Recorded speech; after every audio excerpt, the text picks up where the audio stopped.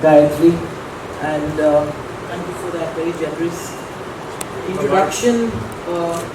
You know me as a filmmaker, an actor, a filmmaker, but I think that mic is off. Yeah, you can hear. But I think now, is that better? So my introduction always says Puja Bhatt, actor, filmmaker, activist, but I would like to put right on top there Puja Bhatt, recovering alcoholic addict. Let me begin say hi, I'm Puja Bhatt. I'm an alcoholic. I've been sober for 5 years and 3 months, and I'm damn proud of that.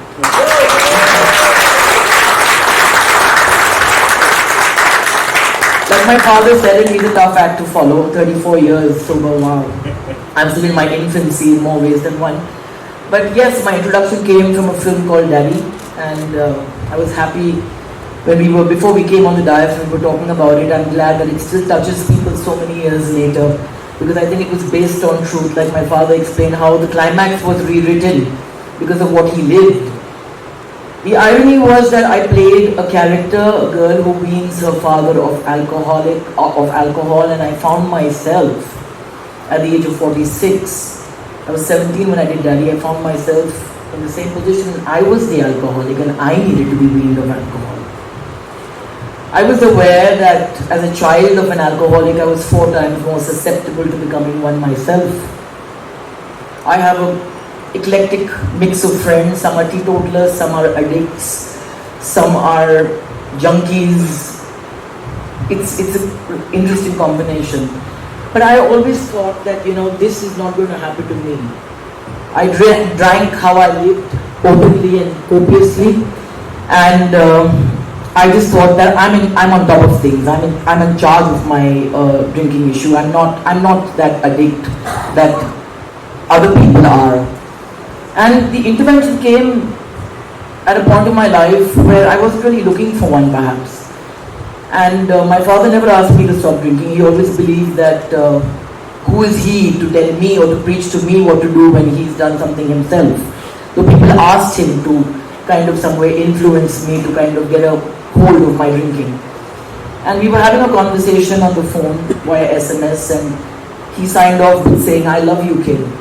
And I said, "I love you too, Pops." And I added, I said, "Actually, you're the only thing in my universe that's truly worth loving." And the line that came after that changed my life. Because it was not the word, it was what I read in them. And it said, if you love me, then love yourself. Because I live in you. And I'm sorry I'm getting emotional as always, because that's again a problem that I'm born with. But it was the spaces in between those words when I realized that if he lives in me, I have to be the best me. And how do I become the best me? By stopping to drink. What did I do that night? I went out and drank 3/4 of a bottle of Lafroig. Came home at 5:30 in the morning, tweeted perfectly. Nobody could tell whether I was falling asleep or waking up. I was a functional alcoholic. An absolutely functional alcoholic. I could drink. I had the privilege of being invited to a Navy event, and I sat there, looked at a room full of sailors, cadets to the highest brass, and I could say, you know what, I could drink all you sailors under the table, and I really could. He hasn't had that privilege. And I went to work and I made movies, and like he said, I was functional. I was paying the bills, I was supporting a husband, I was supporting a whole army of people, and nobody questioned me. But that night, I decided to put my phone on silent. It was Christmas Eve, and I sat with myself.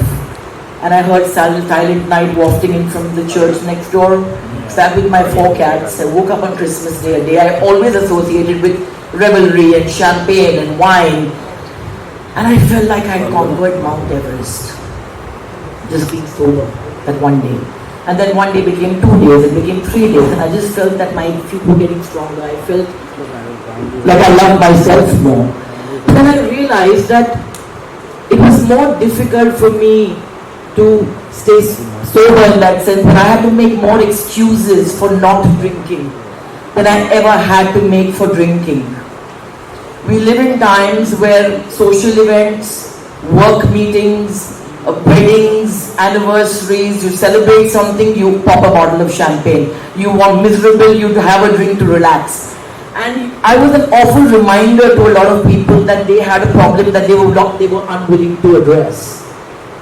So yes, I had the privilege of a father at home who set it off in me, allowed me to accept the grace by that one line that he sent me, but I also had relatives, I also had a parent who resented me for acknowledging that I had a problem.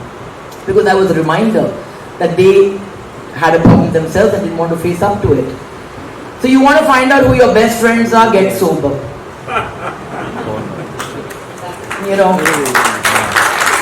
Another time when I had people telling me, if you love me, you'll have a drink. It's my anniversary, have a drink. Come on, I just had a baby, have a drink. Come on, you can crack it. You've been sober for 6 months, have a drink. I called up a place called Deepak Wines one day. I was one of their best customers. It's in Pali Hill, by the way, for anyone who doesn't have an alcohol problem, call it.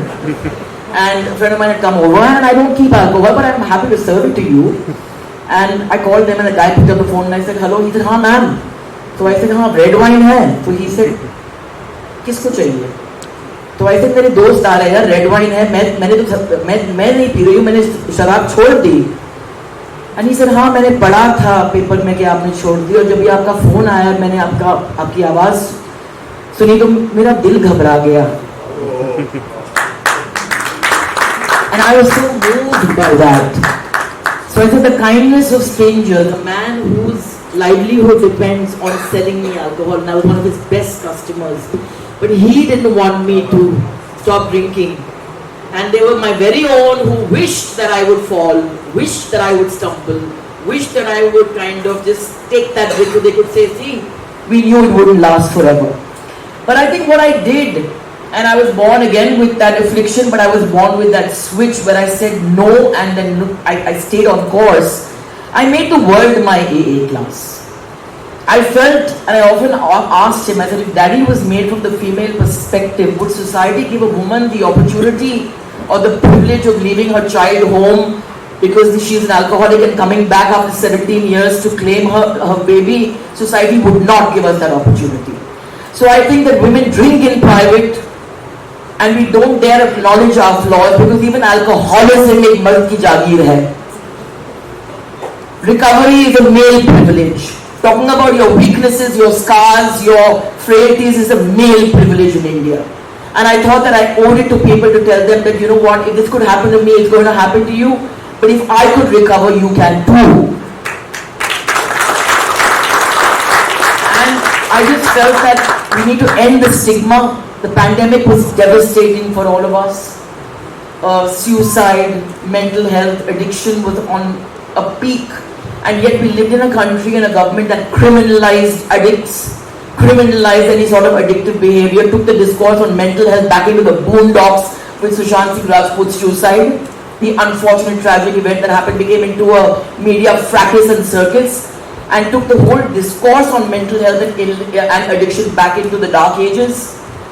And I think that a society that does not acknowledge that, unfortunately, when a society is broken, the reason that governments can't win the war on drugs is because drugs work. That bottle of alcohol would give me more respite than my broken marriage, than all the men I had met, or the career highs or lows. The truth is that the alcohol delivered, people did not, society did not. So I blotted myself out in it. So I just feel that we need to be able to share each other's frailties more, to be able to celebrate them. I'm often told on Twitter, what do you know, you're an alcoholic? And I'm like a recovering alcoholic and proud of it. And I choose to belong to those people, a group of people who hold my frailties to light. When you talk about the dawn of new hope, I am not the darkness I have endured. I am the light that I refuse to surrender. I am happy to be part of this, honored to be able to come and add my little light, my little spark to this new dawn, because I feel that addiction is not a moral weakness. It's not, you're not a criminal if you're an addict. Why should rehabilitation and why should, weaning off alcohol or any substance seem like a prison sentence? So I think when you have a facility like this, a center like this, it's so beautiful to be able to deal with nature. It brings dignity back to that process of healing. And don't we just want that? Is human dignity. When we are most frail, when we are most broken, To have somebody look at us as human and say, why does it hurt so much? Not why do you drink? Where does it hurt? Can I take that pain away? And I think this space allows that. So I think that I'm just really glad this is happening, and I just think that we owe each other, we owe each other more such facilities. I hope you'll grow from this. I hope this is not only one center.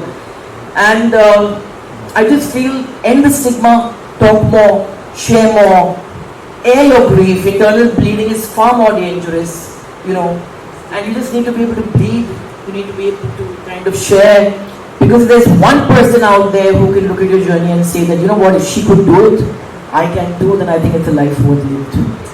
So, thank you. Moving on to not surrendering the darkness and to just being this blaze and healing and sharing and recovering and touching more lives, to be able to pass that message on. So, thank you.